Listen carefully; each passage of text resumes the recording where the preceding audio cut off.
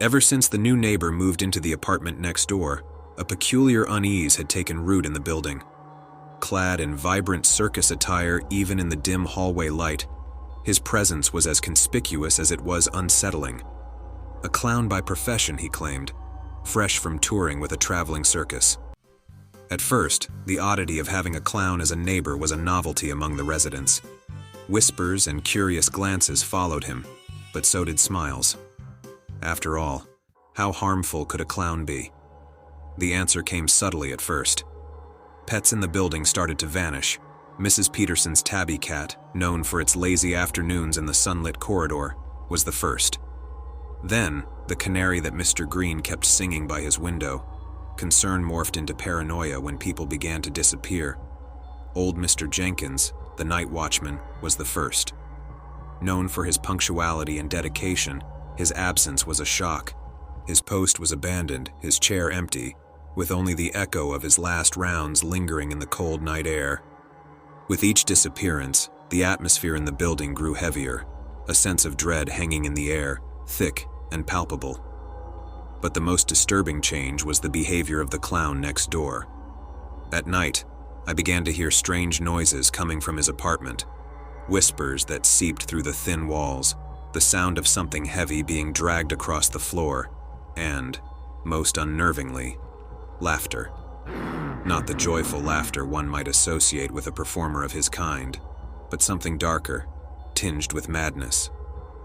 Compelled by a mix of fear and curiosity, I found myself drawn to the peephole of my door each night, peeking into the dimly lit hallway, and every night, without fail, I saw him. The clown, standing motionless in the corridor, his eyes meeting mine through the tiny glass lens, a deranged smile stretching across his painted face. Each encounter left me frozen, a scream caught in my throat. But when I'd muster the courage to fling the door open, the hallway would be empty.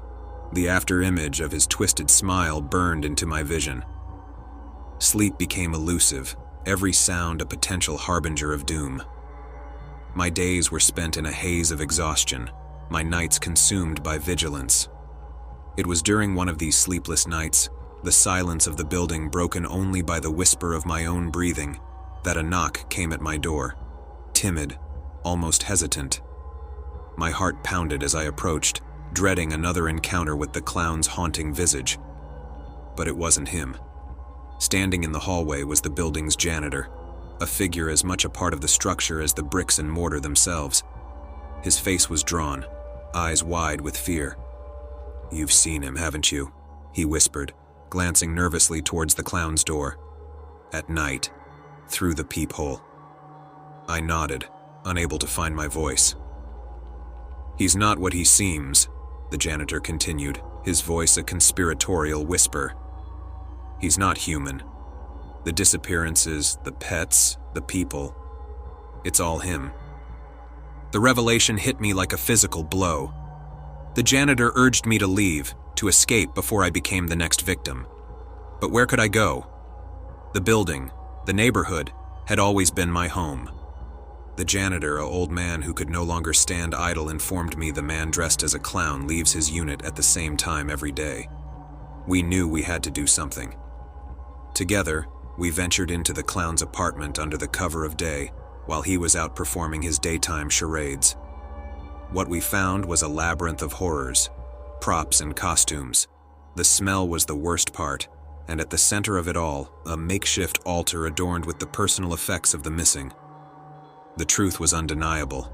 The clown was a predator, a malevolent force that had invaded our lives under the guise of entertainment. Armed with this knowledge, we sought to expose him. As we were getting ready to leave, we heard keys. As the door was about to open, the janitor looked at me with worried eyes. "Hide!" is all I heard from him before I leaped under a stale yet convenient couch. The door opened. I stopped breathing. From under the couch, I could only see the feet. The clown stood quiet with shoes exposing his feet with grotesque toes. The janitor managed to speak. "I am not one to lie.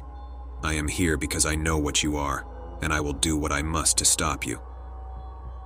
The clown stood there. Then he quietly closed the door. All I heard after that was the janitor screaming after getting picked up off his feet by the clown man ripping flesh apart. Then silence. The clown began to speak to himself as if someone was talking back. "You have another guest hiding," is what the other voice that seemed to be coming from his mouth said. About to burst into tears, I laid there motionless.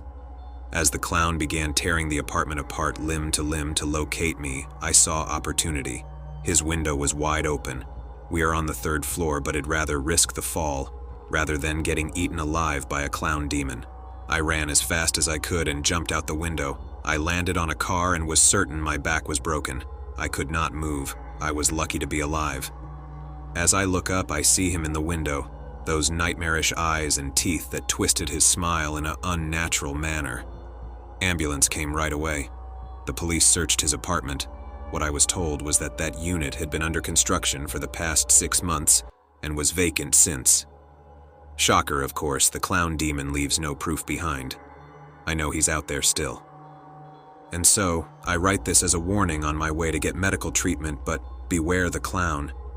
He lurks not in the dark corners of the world, but in plain sight, hidden behind a facade of paint and laughter. The clown remains at large,